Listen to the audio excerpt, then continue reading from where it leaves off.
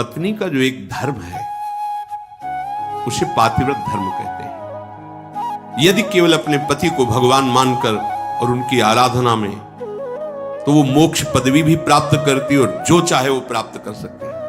पातिव्रत धर्म में बड़ी भारी सामर्थ्य है। सच्चाई की परीक्षा तो तभी होती है जब विपत्ति आती है। तुम धैर्यवान हो, तुम धर्मात्मा हो, तुम हमारे मित्र हो या तुम हमारे अर्धांगिनी हो, इसका परिचय तो तभी मिलता है जब विपत्ति हो। अर्थात मित्र विपत्ति में हो तो उस समय उसे छोड़ना नहीं चाहिए। तुम विपत्ति में हो तो धर्म नहीं छोड़ना चाहिए, धैर्य नहीं छोड़ना चाहिए। अगर पति विपत्ति में है, बहुत संपत्ति अपहरण हो गई, ऐसे पति का किसी भी तरह से मन न दुखावे कि अब आपके पास तो कुछ रह नहीं गया, हमारी आप कामनाओं को पूर्ण नहीं करे। तो धीरज धर्म मित्र अरुणारी, आपद काल परखिए चारी। जो ऐसी स्थिति में अपने पति का सहयोग करती है। वनवास हुआ, सियाजू ने ना तो जनकपुर का सुख स्वीकार किया ना अवधपुर का। कहा जहां प्रभु श्री राम के चरण, वहीं मुझे करोड़ अयोध्या जैसा सुख मिलेगा। यदि कोई स्त्री, अनुसुईया जी उपदेश करें सियाजू को, अपने पति का किसी कारणवश अपमान, धन नहीं है, उतना विद्वान नहीं, उतना ज्ञान नहीं, और तुम्हारे ही कर्मवश तो तुम्हारा पति बना है, उसका अपमान, पातिव्रत धर्म की यहां चर्चा करें। क्योंकि सबसे बड़ी पतिव्रताओं में शिरोमणि है श्री अनुसुईया जी, जिन्होंने भगवान हरि, हर और ब्रह्मा को 6-6 महीने के बालक बना दिया अपने पातिव्रत धर्म से। वो कह रहे हैं कि पति का अपमान न करें, अपने भगवान के समान समझे। यहां पातिव्रत धर्म की चर्चा प्रपंच की नहीं, बात यहां बहुत अध्यात्म की चरम ऊंचाई की बात करें अनुसुईया जी। इसको लौकिक में घसीटोगे ना तो ये तर्क वितर्क के सब। अगर हमारा इष्ट धर्म जोर का है ना, तो सामने कुछ हो ही नहीं सकता। इसका प्रमाण हम तुम्हें देते हैं। जालंधर राक्षस और वृंदासती परम पवित्र चिदानंद भगवान को पति वरण करने के लिए तपस्या कर रही। देवर्षि नारद जी आए, तुम्हारा क्या उद्देश्य है? तो वृंदा ने कहा हमारा उद्देश्य है भगवान श्री हरि को पति रूप में प्राप्त करना। तो उनका पहले तुम्हारे पातिव्रत धर्म की परीक्षा होगी, तुम एक निष्ठ हो कि नहीं, तो आज्ञा कीजिए। उनका जालंधर को पति रूप में स्वीकार करके और पातिव्रत धर्म को आप प्रमाणित कीजिए, नारायण तुम्हें पति रूप में प्राप्त हो जाएंगे। कोई भी बड़े से बड़ा देवता जालंधर का बाल बांका भी नहीं कर पाया। क्यों? क्योंकि सती अपने सतीत्व में सब देवताओं ने विनय की कि वैसे आराधना तो आप ही को पति रूप में प्राप्त करने की थी। नाथ आप स्वीकार कीजिए, नहीं तो जालंधर का आतंक, राक्षस और पतिव्रता वृंदा, वही तुलसी जी के रूप में और शालिग्राम के रूप में श्री हरि। आज भी उनका ब्याह किया जाता है, पूजन किया जाता है, तुलसी जी चढ़ाई जाती। जब हम किसी को इष्ट मान लेते हैं तो उसमें दोष दृष्टि नहीं होती, और जब हमें प्यार होता है ना तो उसका दोष भी गुण ही नजर आता है। और सच्ची बात है कि सबके हृदय में भगवान बैठे। यदि हमारी निष्ठा है तो तुम हिल नहीं सकते, हमारी निष्ठा के विपरीत नहीं चल सकते। जब भगवान नहीं चल पाते तो तुम तो इंसान हो।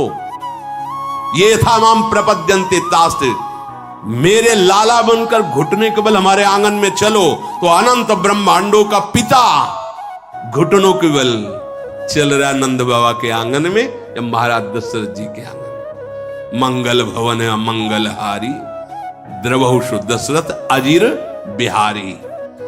दशरथ जी के आंगन में विचरने वाले, कैसी लीला!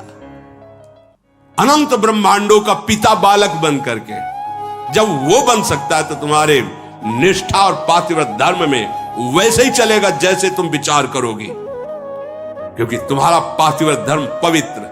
हमारा क्या होता है कि हम दूसरों के तो दोष फटाक से बोल देंगे। बैक में आप दृष्टि घुमाओ अपने ऊपर, तब लगेगा वो तो कम है। अगर हमारी बात खुल जाए, बहुत ही हम गलत हैं। संत सदैव सत्य स्वभाव वाले साधक उपासक बाहर नहीं देखते, अपने अंदर देखते हैं। अपने दोषों को मिटा दो तो बाहर केवल भगवान या दूसरा कोई है ही नहीं। श्री अनुसुईया जी बड़ा सुंदर गृहस्थी में स्त्री शरीर पुरुष शरीर धारण की, इनको भगवत प्राप्ति का सहज उपाय बता रहे और यह ऐसी सामर्थ्य। ऐसे लिए स्त्री के लिए एक सुदृढ़ भगवत प्राप्ति का मार्ग है, जो घर परिवार में रह रही अपने पति में भगवान की भावना करना।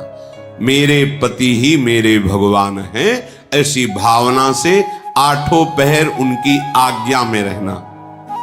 जैसे कोई प्रश्न कर सकता है कि अगर पति ही दुराचारी हो तो शास्त्रों में वर्णन किया गया है कि आप अपने भाव रखिए और फिर विधान जैसा होगा अपने आप दूरी बना दे, क्योंकि आप और आपके पति के बीच में भगवान का भाव है ना, वो संभाल लेंगे, वो आपको बचा लेंगे, वो आपको दूर कर देंगे। ऐसा भी हो सकता है। अलग अलग मायाकृत रूप है और आंतरिक भाव में जाएंगे जब विचार पे, तो आपके ही कर्म का फल भुगताने के लिए ऐसा स्वभाव वाला पति दिया गया है। ऐसी भावना तो हमारे ही कर्म निश्चित, अपने कर्म के प्रभाव से ही पति का वरण होता है। जैसे हमारे कर्म गायत्री के अनुष्ठान के द्वारा गायत्री जी को प्रसन्न करके जो कन्या प्रकट की थी उनका नाम सावित्री जी हुआ था।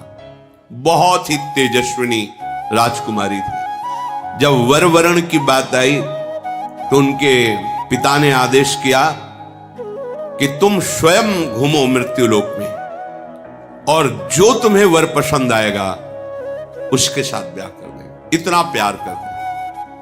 और वो गायत्री जी की कृपा से प्रकट हुई थी, इसलिए उनका नाम सावित्री। बड़ी तेजोमयी कांत थी, अद्भुत ज्ञान, मंत्री और विशाल सेना साथ राजकुमारी थी। वर वरण के लिए स्वयं तुम देखो, बहुत राजकुमारों को देखा, मन में ही नहीं आया। जंगल से गुजर रही थी, देखा एक लकड़हारा लकड़ी काट रहा है, दृष्टि गई, देखते ही लगाए मेरे प्राणपति, रुक गई। मंत्री से कहा आदर से इनको नीचे उतारो।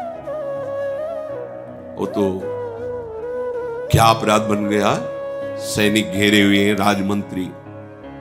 हाथ जोड़कर राजकुमारी ने कहा मैं आपको पति रूप में वरण करती हूं। उनका आप नेत्र हैं आपके, आप देख पा रहे हैं मैं कौन हूं।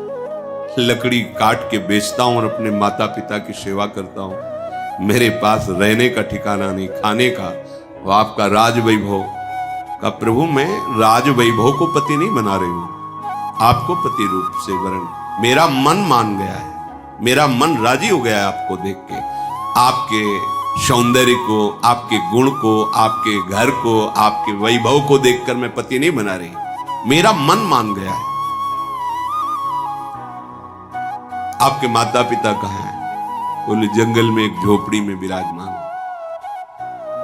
ठीक है, मंत्री से कहा ये स्वीकृत है, पूरी जानकारी ली, वापस लौट। जब वापस गए तो वहां बैठे हुए थे देवर्षि नारद जी। आओ बेटी। राजा ने कहा वर वरण किया? हां।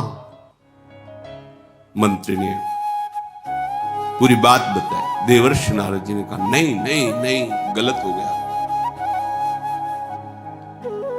तो बोले आप यही देख के तो कह रहे होंगे ना कि घर नहीं है, संपत्ति नहीं है, तुम राजकुमारी हो, कैसे निर्वाह होगा, ये सब मैं जान रही हूं, नहीं है उनके पास। बोले नहीं, एक बात और है, वो ज्यादा दिन जीवित नहीं रहेंगे, 1 वर्ष में उनकी मृत्यु का योग है, वो मर जाएंगे। बहुत है, ये देखो निष्ठा, देखो बहुत है 1 वर्ष।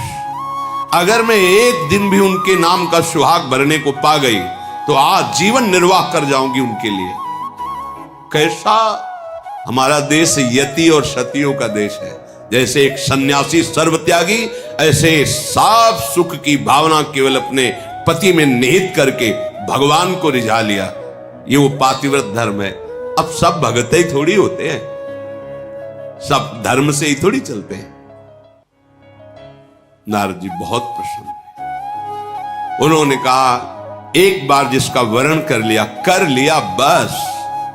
जैसे मां भगवती पार्वती जी ने सप्त ऋषियों को जवाब दिया था, कोटि जन्म लग रगर हमारी, बरऊ शंभु न तरहो कुमारी। तुम एक बार की बात कहते हो, करोड़ों बार जन्म लूंगी और तपस्या करूंगी, वो वर के रूप में वरण करूंगी तो महादेव को ही वरण करूंगी। माना महादेव अवगुण भवन, विष्णु सकल गुण खार, जेहि कर मन जेहि सम रमे, ते ही संत। मान गए आपकी बात पर, मेरा मन रम गया है शिव में, करोड़ बार जन्म लूंगी लेकिन महादेव को ही वरण करूं। ये सावित्री जी का ब्याह हुआ, पिता ने अपार वैभव, वही अकेले थे, बिल्कुल एक भी सुख नहीं लिया। नहीं, मेरे पतिदेव के ही सुख में सुखी रहूंगी, आपका कुछ भी दहेज, कोई भी एक वस्तु स्वीकार नहीं करूंगी। बहुत सत्यवान जी प्रसन्न हुए, उनका नाम सत्यवान, और कहा प्रिय, पता नहीं किस पुण्य और सौभाग्य से तुम्हारी जैसी हमें पत्नी मिली। वैसे मैं भी एक राजकुमार हूं, मेरे राज्य का अपहरण कर लिया गया बैरी राजाओं ने। मेरे माता पिता वयोवृद्ध थे, उनको लेकर मैं जंगल भाग आया हूं और वास कर रहा हूं। पर मैं तुम्हें कैसे, उनको ये पता नहीं कि मैं 1 वर्ष की आयु, लेकिन सावित्री जी को पता है, मैं तुम्हें कैसे सुख प्रदान कर सकता। बोले भगवान, बस आपकी चरण सेवा करके आपको सुखी देखकर मैं परम सुखी रहूंगी। सुबह वो लकड़ी काटने के लिए चले, वो साथ चले, उनका नहीं, हमारे माता पिता की सेवा में रहो, जो आज्ञा। और वो जिस दिन से ब्याह हुआ था उस दिन से तिथि गिनना प्रारंभ कर दी। धीरे धीरे जब कुछ महीने व्यतीत हुए, उन्होंने अन्न छोड़ दिया। सत्यवान ने पूछा क्यों? बोले हमारी कुछ मन में ऐसी कामना है कि मैं नियम पूर्वक रहूं। कुछ समय व्यतीत हुआ, जल छोड़ दिया, वायु पी करके केवल मंत्र जाप करते हुए कि पति का शरीर छूटा मैं अपना शरीर रखूंगी नहीं, छोड़ दूंगी। और जब वो तिथि आई, उनका आज भगवान मेरी इच्छा है कि आपके साथ में वन में चलूं। तो नहीं माता, आज तक आज्ञा मानिए, केवल एक दिन, आज केवल, फिर जैसी आपकी आज्ञा होगी, पर आज आपकी आज्ञा उल्लंघन करूंगी और आपके साथ चलूं। उनको पता था आज आखिरी दिन है, सत्यवान को पता नहीं। गए, चलो तुमने पहली इच्छा प्रकट की है, अभी तक कोई इच्छा ही नहीं प्रकट की थी, और वो भी इच्छा अपने पति के अंतिम दर्शन और वही प्राण त्यागना, निश्चय इनका यही था। लकड़ी काटने लगे, बोले सावित्री ऐसा लग रहा है मेरा सर फट रहा है। बोले भगवान नीचे आ जाइए, समझ गए, आप लेटिए। सर को अपनी गोद पे रखा, मंत्र चल रहा है, शांत, देखती कौन आता है और मेरे पति का स्पर्श करता है। ब्रह्मचारिणी पातिव्रत धर्म से युक्त गायत्री के अनुष्ठान से प्रकट हुई और मंत्र चल रहा है। यमदूतों की तो सामर्थ्य नहीं, साक्षात धर्मराज है, यमराज रूप में नहीं, धर्मराज के रूप में।